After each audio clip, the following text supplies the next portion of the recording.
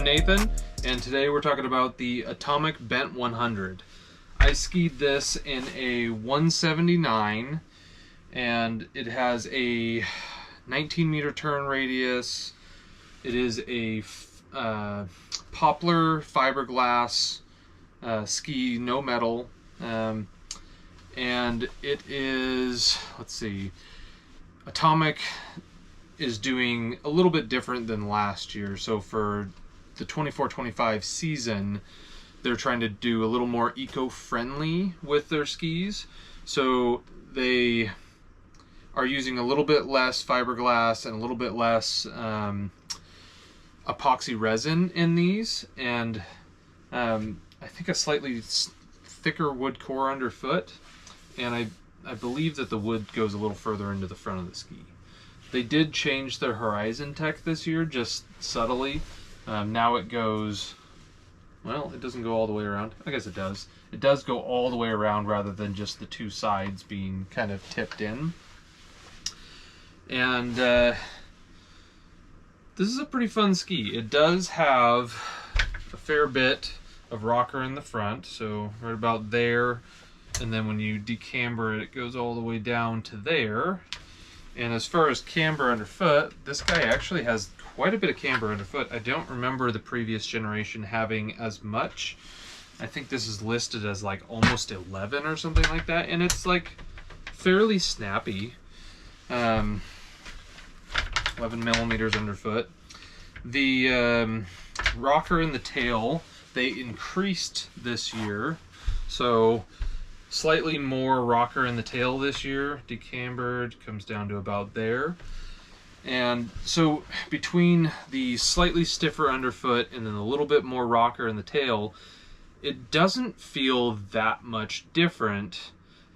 It does feel like you can go faster on it. So I skied, I think, the 2023 version of this for a little bit, and it wasn't my favorite thing in the world. It, you know, the carving performance was pretty lacking, and but it was an excellent off-piste soft snow ski, just absolutely fantastic. And it, you know, it's fairly light. They've got this listed as 1,700 grams in the 179, which is what I skied. The biggest change for this ski from what I remember is, I think it's just a little bit more power underfoot, you know, and maybe a little more energy. I think that camber adds a little bit more energy, you know, coming out of the turn, you know, especially like skiing moguls and that kind of stuff where you just really push into the face, like you get a little bit more return out of it. So it feels like maybe a little bit slightly stiffer, slightly more reactive, and a little more energetic. And I can't say that I noticed the more rocker in the tail. I think just that slightly stiffer core kind of helps with that. It felt really nice. The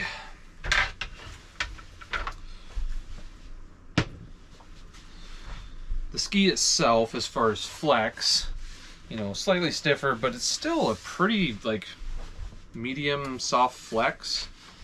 So it's still a fairly soft, fairly bendable ski that is nice and playful and smooth and maneuverable. That hasn't really changed.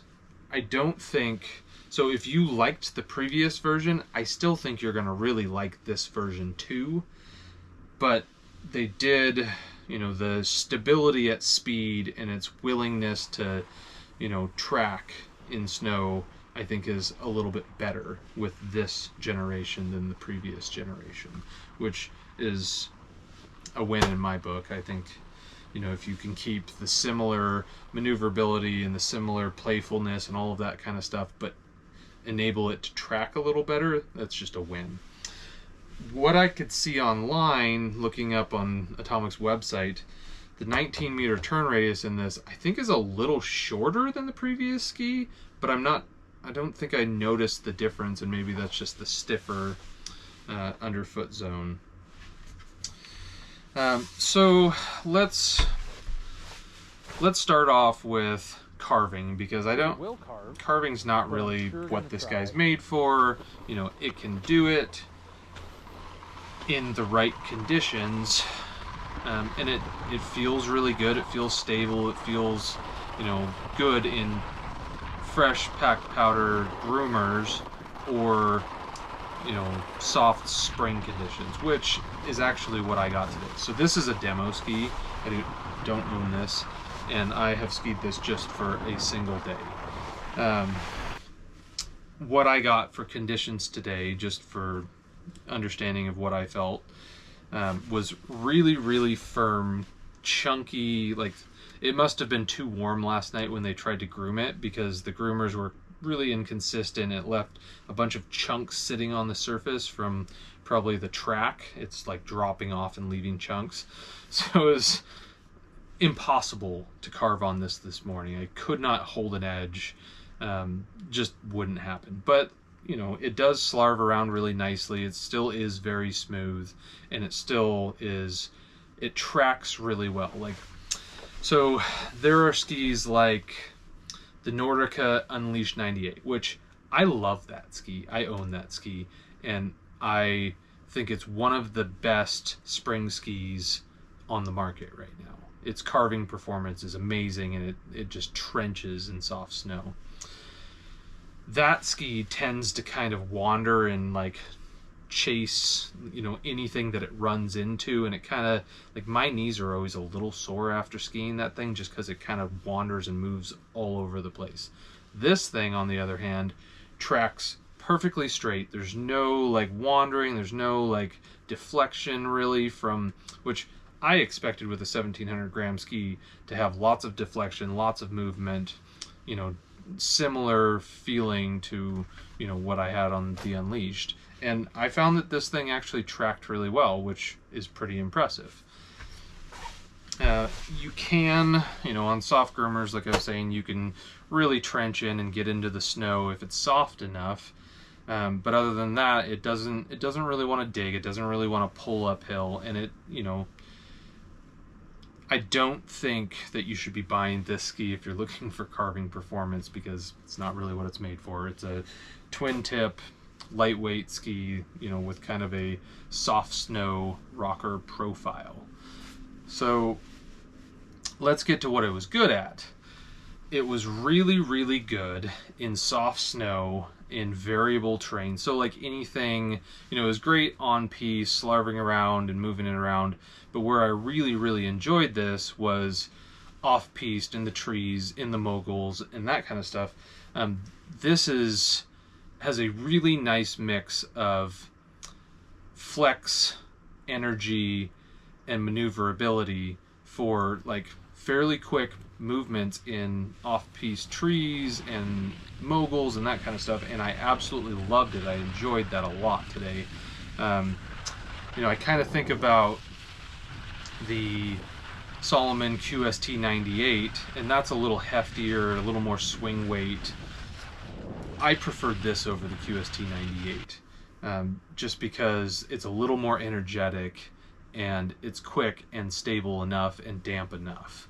The QST is a little damper, a little more swing weight, so it's a little harder to maneuver. You gotta kind of push into your turns to create your swing, you know, whereas this, you can kind of use your legs to turn it a little more if you need to. So the maneuverability, to me, ticks up on this ski versus the 98 from QST Salomon. It really, really is a lot of fun off-piste. And I think that slight bit of improvement that they did with, you know, the thicker wood core and a little more strength underfoot, I think, in my opinion, ticks this ski up to a whole different, like, platform of fun. You know, a little more energy and just really, really fun. Like, I kind of went in and expecting a similar feel from the last ski, and I, you know, like, it was fun, it was good, but it was never a ski that I would have owned. This is a ski that I will happily suggest to lots of people that I, you know, friends, family, you know, you guys on YouTube. Like, this is a great ski. So if you're looking for something that does just about anything on the mountain, you know, is maneuverable, not super heavy, but still has some dampness to it.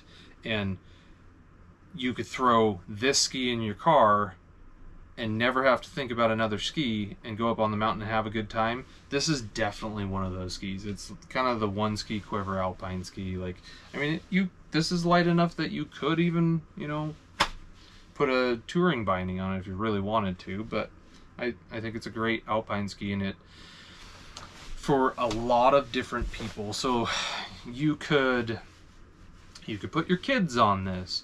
You could put yourself on this. You could put your grandpa on this, like your dad, whoever. Like, this ski has a broad spectrum of users that would be very happy on it if they're looking for the maneuverability and off-piste style ski.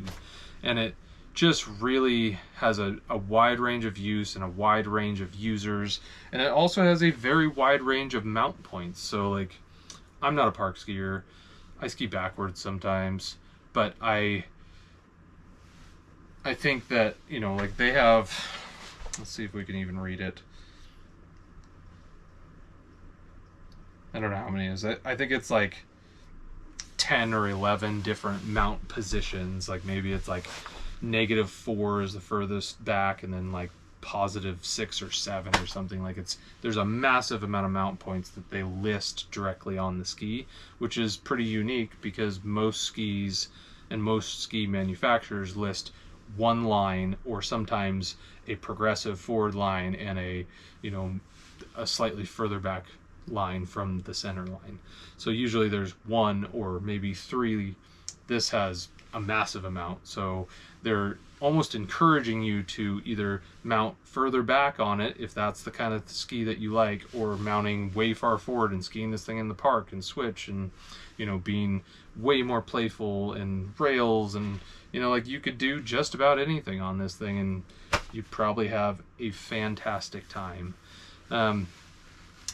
You know, if you're a person who has, you know, a larger quiver, this probably isn't going to be the ski for you, just because, you know, a vanilla ski that does all things pretty well doesn't really align with a quiver, because most quivers tend to be, you know, a specific ski for a specific condition, and it's the best ski for that condition.